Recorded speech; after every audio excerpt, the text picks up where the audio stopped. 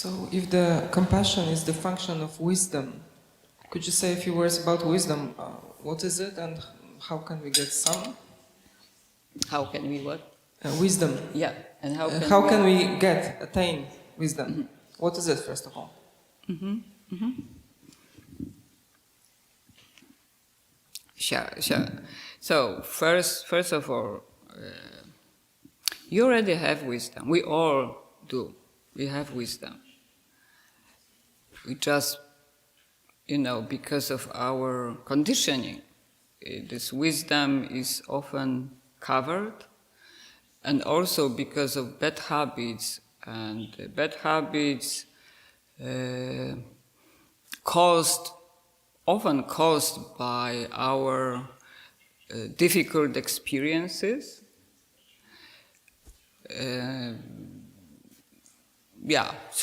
Through entire life and maybe longer.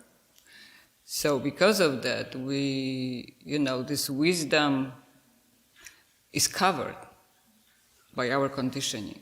We cannot connect to our wisdom. Sometimes we do, often we do. Especially when we do our practice, we connect to our wisdom. And so wisdom is just to see things exactly as they are, basically. Of course, you know this teaching, you understand this teaching, you have heard many times.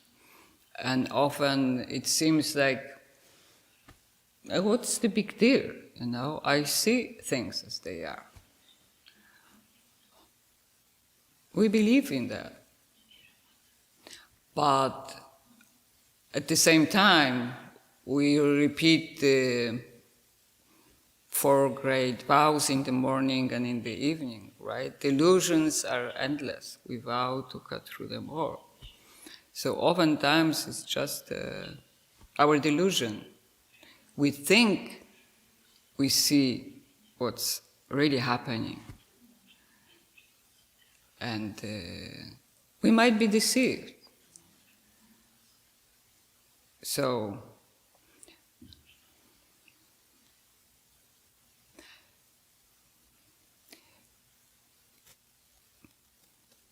I have a funny story about that.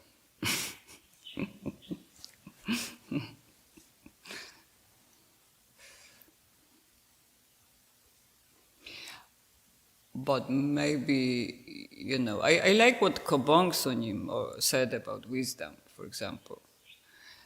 He said that wisdom is just to see how things are coming into this world. For everything, our life, the city, the country, a house, whatever, it's coming, it appears, we make something, or we just, develop, and we prosper, and we grow ourselves, or maybe our family, or our business as well. And our temple, our Zen center, whatever. It's this period of time when it's growing and flourishing, and then, it's kind of reaching a peak kind of thing, let's say, and then it slowly, gradually goes down and disintegrates and falls down and disappear or die or is destroyed. So to see this without attachment, because we have this attachment. No, I want this first part. I want the part of growing, flourishing, and developing. I don't want this second part, of course, but seeing this without attachment and really seeing how it functions in our life in this world, it's it is wisdom. So I like that description too.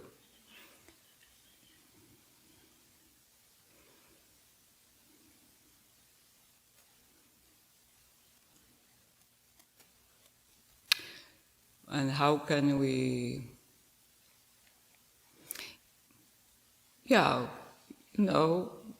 we have all the means, all the ways to uncover. It's not getting anything, we're not getting anything. What happens is we are unveiling, uncovering whatever we already have.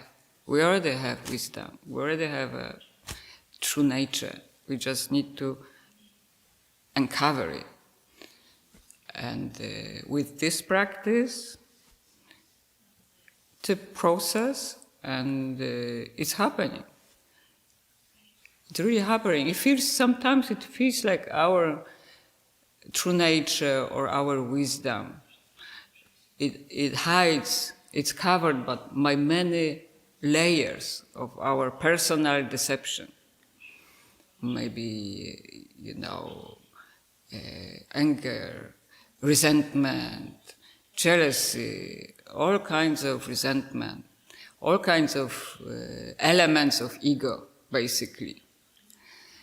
And it's impossible to untangle this, uncover this because our mind is too wrapped up in a habitual thinking. So we need this practice, and it's like really uncovering and taking away all these delusions and whatever we accumulated during the whole life. It's just slowly it diminishes all our delusional thinking and